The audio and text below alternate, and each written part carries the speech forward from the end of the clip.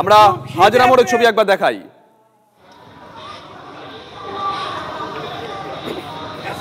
ছাতি পেটে যাচ্ছে, আমার একটু জল দাও, আমার একটু জল দাও। আমিও তো একটা মানুষ, একটা রক্ত মাংসের মানুষ। আমাকে মানুষের মতো বাঁচতে দাও, পোকার মতো মেরে দিও না আমাকে মানুষের।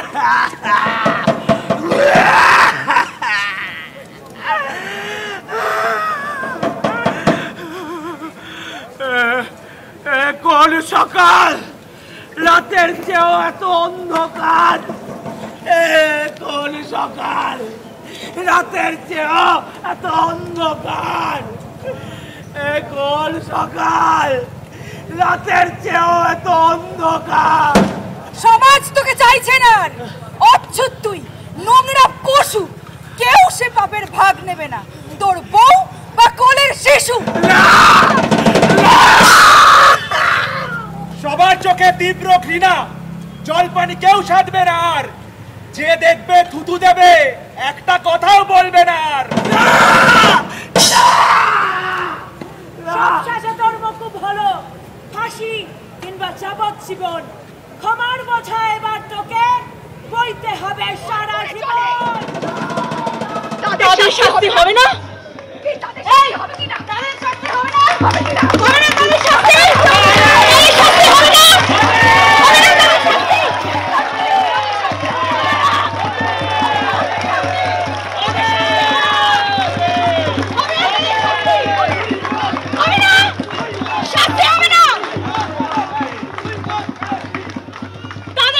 হবে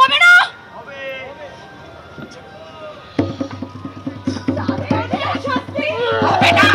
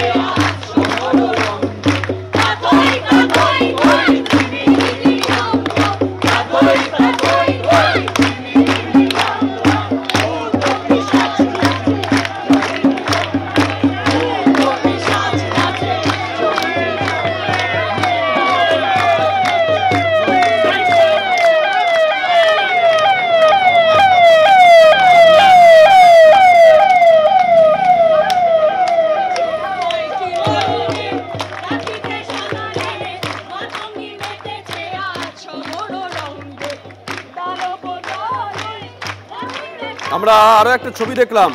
ওই যে বললাম যে আমরা আত্মকেন্দ্রিক নই। অনেক সময় বলা হয় হয়তো যে বাঙালি আত্মকেন্দ্রিক হয়ে পড়ছে, আত্মকেন্দ্রিক নই। কারণ তিলোত্তমার সহনাগরিকরা আজকে রাস্তায় নেমে এসেছেন, প্রতিবাদে সামিল হয়েছেন। ঠিক সেই সময় সিথির মোড়ে একটা অ্যাম্বুলেন্স যাচ্ছিল, যারা প্রতিবাদে সামিল হয়েছেন তারা রাস্তা করে দিলেন। অ্যাম্বুলেন্সটা কিন্তু নির্বিঘ্নেই সেখান থেকে চলে গেল। লাইভ টেলিকাস্ট করলাম সেই ছবি আমরা।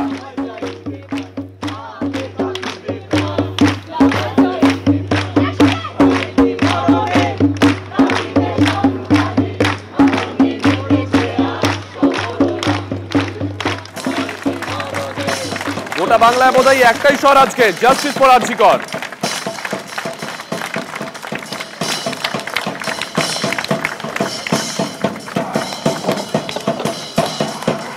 রাত বাড়ছে, রাত গভীর হচ্ছে, আন্দোলন কিন্তু থামছে না।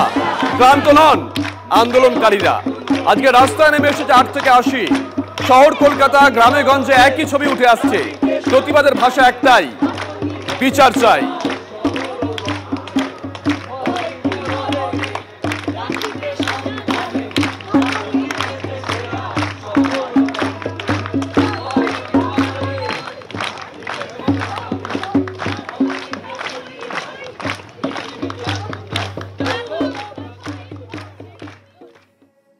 দেখছেন সবাই একটাই কথা বলছে, আজকে ঘরে বসে থাকলে আর কবে।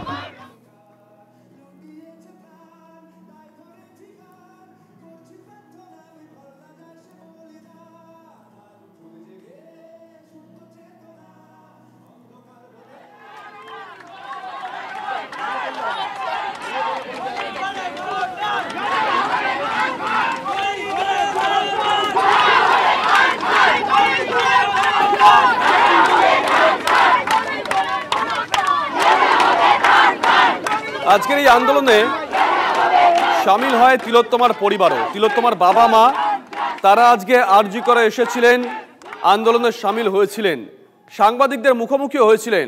আর সেখানেই পুলিশের বিরুদ্ধে বিস্ফোরক অভিযোগ তিলোত্তমার বাবার। কলকাতা পুলিশের ডিসি নর্থ টাকা দেওয়ার চেষ্টা করেন, এমনটাই অভিযোগ করেছেন তিলোত্তমার বাবা। তিনি জানিয়েছেন তার যা জবাব দেওয়ার তিনি দিয়ে দিয়েছেন। তার আরো অভিযোগ রয়েছে। ডিসি সেন্ট্রাল বারবার মিথ্যে কথা বলছেন বলে অভিযোগ করেছেন তিলোত্তমার বাবা। এত মিথ্যাচার কারণটা কি, প্রশ্ন তিলোত্তমার বাবার। যখন আমার মেয়ের দেহ আমার ঘরে সাহিত্য ছিল, তখন ডিসি নর্থ আমাদের ঘরে একটা গলিতে ঘরের ভেতরে তিনি আমাকে টাকা দেওয়ার চেষ্টা করেন এবং তার যা জবাব দেওয়ার আমরা সঙ্গে সঙ্গে সেই জবাবটা দিয়ে দিই। ডিসি সেন্টার ইন্দিরা মুখোপাধ্যায় বারবার প্রেস মিট করে করে মিথ্যা কথা বলছে, মিথ্যাচার করছে। কারণটা কি? সরাসরি বলে গেলেন ডিসি নর্থ নিজে একটা বিশাল অঙ্কের টাকার অফার করে বলেছিলেন যে সেটেলমেন্ট করে নিতে, ওর মাকে বলেছিলেন। এবং ওর বাবা তখন বলেছিল যে আপনার এই যে উর্দিতে যে কটা স্টার, এই কটা অর্জন করতে যেমন আপনাকে অনেক পরিশ্রম করতে হয়েছে, তেমনি আমার মেয়ে যে জায়গায় পৌঁছেছে অনেক পরিশ্রম করে পৌঁছেছে, আমার মৃত মেয়েটাকে এভাবে অপমান করবেন না, এই বলে রিফিউজ করেছিলেন, প্রত্যাখ্যান করেছেন। কেন ধামাচাপা দিতে চাইছিলেন, টাকা দিয়ে মুখ বন্ধ করতে চাইছিলেন, প্রশ্ন অনেকগুলো উঠে আসছে। আমরা আশা করব যে তদন্তকারী সংস্থা সিবিআই এগুলো সব দিকটা খতিয়ে দেখে কোর্টে যেদিন পরবর্তী শুনানির ডেট হবে সেই দিনে পেশ করবে। আমাদের ডাক্তার বোনের পিতৃদেব, তিনি যেভাবে আজকে তাকে গলিতে ডেকে নিয়ে গিয়ে মরদেহকে রেখে টাকার অফার করা থেকে শুরু করে ইন্দিরা মুখার্জির মিথ্যা স্টেটমেন্ট নিয়ে বলেছেন, মাথা ভাঙার ঘটনায় পুলিশের নিষ্ক্রিয়তা, থানার সামনে হওয়া ঘটনা আর নির্যাতিতার বাবার পুলিশের বিরুদ্ধে আজকে তাদের স্বরূপ উন্মোচিত করা, দুটো মিলে যাচ্ছে। পশ্চিমবাংলায় পুলিশকে কি কাজে এই মুখ্যমন্ত্রী পুলিশ মন্ত্রী ব্যবহার করছে। যেদিন আমি নির্যাতিতার পরিবারের সঙ্গে দেখা করতে গেছিলাম, দেখা করে এসে বাইরে আমি এই কথাটা বলেছিলাম, সেদিন তার বাবা মা আমাকে বলেছিল কথা, যখন মেয়েটার দেহ আছে পড়ে ঘরের মধ্যে, সেই অবস্থাতে বলেছিল পাশের ঘরে ডেকে নিয়ে গিয়ে যে আপনার টাকা দিচ্ছি, টাকা নিন, এটা নিয়ে বেশি দূর এগিয়ে না, আমাদেরকে যা করার করতে দিন। প্রথম দিন থেকে প্রেস কনফারেন্স করে একটার পর একটা মিথ্যে কথা বলে যাচ্ছে। বলছে নাকি সাদা চাদর দিয়ে ঘেরা ছিল, কখনো বলছে নাকি যে একজন তৃণমূল কংগ্রেসের এক কর্মীকে পরিচয় দিচ্ছে ফিঙ্গারপ্রিন্ট এক্সপার্ট হিসেবে। পুলিশ প্রেস কনফারেন্স করে একটার পর একটা মিথ্যে কথা বলে এবং সব কিছুকে ছাপিয়ে গেল আজকে এই অভিযোগ যে সরাসরি পরিবারকে টাকা দিয়ে মুখ বন্ধ করতে চেয়েছিল। এরপরও যদি একজন পুলিশ অফিসার গ্রেপ্তার না হয় এই গোটা কনস্পিরেসিকে সাজানোর জন্য, তাহলে আর আমরা বিচার বলতে কি বুঝবো, কার কাছে আর বিচার চাইবো আমরা? এটা কি আশ্চর্য, আমি স্তম্ভিত হয়ে আছি যত দিন যাচ্ছে। বাবা মাকে 1 মাস বাদেও কেঁদে কেঁদে বিভিন্ন সরকারি জায়গায় মাথা ঠুকতে হচ্ছে যে আমার মেয়ের বিচার চাই। মানে এই সমাজে কি লাভ? আমরা যে অভিনয় করি, আমরা যে বেঁচে আছি, আমরা যে নিঃশ্বাস নিচ্ছি, মানে সবটাই খুব অর্থহীন লাগছে। আমরা আর কি বলবো? শুনলাম উনি বলেছেন টাকা দিয়ে মুখ বন্ধ। আপনারা বলুন আমরা আর কত বলবো? শকিং, মানে কিছু বলার নেই। উনি যখন এই কথা বলছেন আর কিছু বলার নেই। এটা যদি আমরা মাধ্যমে দেখতে পেয়েছি, যদি বাইট দিয়ে থাকেন উনি এবং এটা বলে থাকেন, ওনার পক্ষে এমনিতেই খুবই অসহ্য একটা পরিস্থিতির মধ্যে উনি রয়েছেন, ওনারা, ওনাদের ফ্যামিলি সবাই। আর মানে নক্কারজনক, কি বলবো, এটা মানে এতটা শকিং, যার জন্যই আমরা পথে নেমেছি। সাধারণ মানুষ আমরা সবাই পথে নেমেছি এই কারণে। রাত দখলের কর্মসূচিতে উত্তেজনা। এই মুহূর্তের বড় খবর, যাদবপুরে রাত দখলের কর্মসূচিতে উত্তেজনা। এক মদ্যপ অবগত করে বলে অভিযোগ। আমরা যাদবপুরের ছবি দেখাচ্ছি। যাদবপুরে রাত দখলের কর্মসূচিতে উত্তেজনা, এক মদ্যপ অবগত করে বলে অভিযোগ।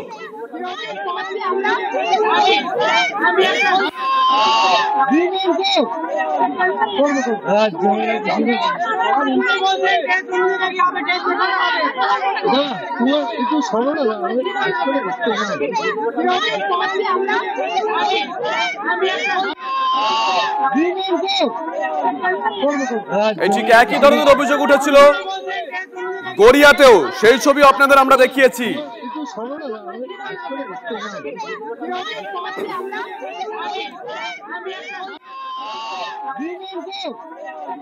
কাঁচরাপাড়ার দিকে নজর রাখবো, সেখানে মহিলাদের রাত দখলে তৃণমূলের হামলার অভিযোগ। কাঁচরাপাড়ায় মহিলাদের রাত দখল কর্মসূচি চলছিল, সেখানে তৃণমূল কংগ্রেস কর্মীরা হামলা চালায় বলে অভিযোগ। আন্দোলন চলাকালীন এক যুবতীর হাত মুচড়ে দেওয়ার অভিযোগ তৃণমূল ছাত্র পরিষদ নেতা বিট্টু এবং তার দলবলের বিরুদ্ধে। আন্দোলনকারীদের মধ্যে ঢুকে পড়ে হামলার অভিযোগ, ঘটনাস্থলে আতঙ্ক ছড়িয়ে পড়ে। আমরা আরো একবার নজর রাখবো যাদবপুরের দিকে। যাদবপুরের ছবি আমরা দেখাচ্ছিলাম ফ্রেম টু ফ্রেম। যাদবপুর থেকে আরো একটা খবর সামনে আসছে, সেখানে রাত দখলের কর্মসূচিতে উত্তেজনা, যে ছবি আমরা দেখাচ্ছি। এক মদ্যপ অবগত করে বলে অভিযোগ, যে একই অভিযোগ উঠেছিল গড়িয়াতেও। এই মুহূর্তে আমরা যাদবপুরের দিকে নজর রাখছি। ঘড়ির কাঁটা 1:52, এক্সক্লুসিভ TV9 বাংলার পর্দায়। রাত দখলের কর্মসূচিতে উত্তেজনা যাদবপুরে, এক মদ্যপ অবগত করে বলে অভিযোগ।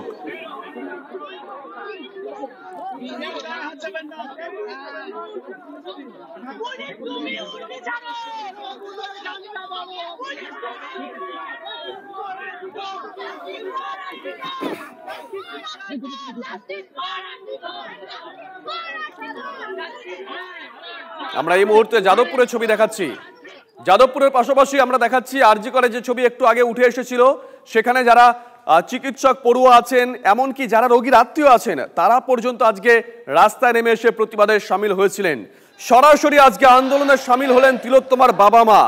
তিলোত্তমার জন্য বিচার চেয়ে পথে নেমেছেন তারা। অপরাধীরাও তার মতোই ঘুমহারা হোক, আরজি করে এসে মন্তব্য তিলোত্তমার মায়ের। আমার একটা মেয়েকে হারিয়ে আমি সত্যি কথা, আজকে আমার যে মনের জোরটা, এই যে কোটি কোটি ছেলে মেয়ে এবং এই যে জুনিয়র ডাক্তার এত কষ্ট করছে দেখে আমার নিজের গায়ে যে শিরদাঁড়াটা খুব শক্ত করে এবং মনোবল শক্ত করে আজকে এদের সামনে এসে দাঁড়াতে পেরেছি। আমি তার জন্য বলবো, তারা সবাই যে জন্য আজকে আন্দোলন করছে, এই আন্দোলনটা যেন চালিয়ে যায় এবং যতদিন আমার মেয়ের বিচার, সুষ্ঠু সঠিক বিচার না পাই, ততদিন যেন এরা এই আন্দোলনকে বাঁচিয়ে রাখে। আরজিকর যেমন আমার থেকে আমার একটা মেয়ে কেড়ে নিয়েছে, তেমন লক্ষ লক্ষ ছেলে মেয়ে আমার পাশে দিয়েছে। এটা আমার যেমন হারানো, তেমন প্রাপ্তিও একটা আছে। তাই এদের সামনে আজকে এসে দাঁড়াতে পেরে আমি একটু মনে একটু হলেও শান্তি পেয়েছি। এতদিন ধরে ঘরে গুমড়ে আর ভালো লাগছিল না, তাই এদের পাশে দাঁড়ানোর খুব ইচ্ছা ছিল, তাই আজকে এসে দাঁড়িয়েছি। এরা সবাই আমার ছেলে মেয়ের মতো, এবং যারা নাগরিক যারা আছেন, যারা আমার জন্য পথে নেমেছেন দেশে বিদেশে, এই যে এত আন্দোলন চলছে আমার মেয়ের জন্য, এরাই হচ্ছে আমার একমাত্র শক্তি। আমার মেয়ের সেই যে চিৎকার, সেই সেদিন 8 তারিখে সেই কান্না, সে যে মামা করে কত কেটেছিল, সেই কান্না আমি এখনো ভুলতেছি। আমি যতদিন আমার মেয়ের বিচার না পাই ততদিন যেন তারা আমার পাশে থাকে এবং এই আন্দোলন চালিয়ে যায়। আমরা দেখলাম আজকে তিলোত্তমার বাবা মা তারাও প্রতিবাদে সামিল হয়েছিলেন। শহর কলকাতার বিভিন্ন প্রান্তের ছবি, জেলার বিভিন্ন প্রান্তের ছবি আমরা টানা দেখিয়ে যাচ্ছি। ঘড়ির কাঁটা 1:55। দেখুন হাতে জাতীয় পতাকা, মশাল হাতে প্রতিবাদ। কেউ গানের মাধ্যমে আজকে প্রতিবাদে সামিল হয়েছেন, কেউ লেখার মাধ্যমে, কেউ ছবি আঁকার মাধ্যমে।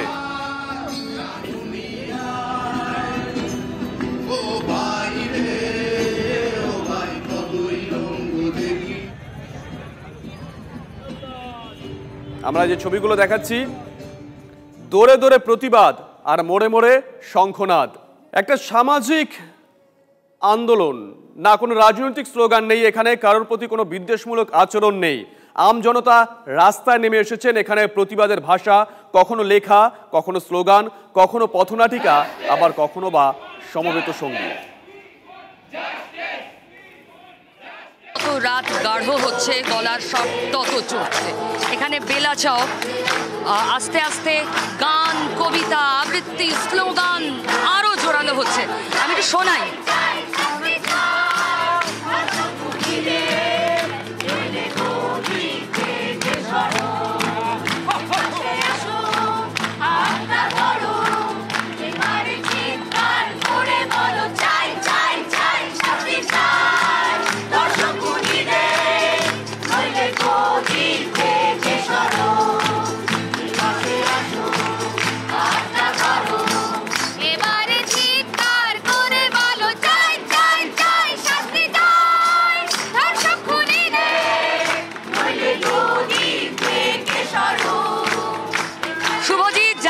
চিৎকার করে বলছে চাই চাই চাই, শাস্তি চাই। গলার স্বর বাড়ছে, রাত যত বাড়ছে। আমরা দফা 1 এর রাত দখল দেখেছি, কিন্তু দফা 2 তে জোশ অনেক বেশি, অনেক বেশি। এবার শুধুমাত্র জাস্টিস নয়, গলার স্বর চড়ছে রাজ্যের প্রশাসনের বিরুদ্ধেও। রাত যত বাড়ছে সেই গলার স্বর আরো জোরে হচ্ছে। গায়ক শিল্পীরা আসছেন, সাধারণ মানুষ আসছেন, যে যেভাবে যতটুকু পারছেন কন্ট্রিবিউট করার চেষ্টা করছেন এই আন্দোলনে। যাদবপুর অন্তত তার এক টুকরো প্রমাণ।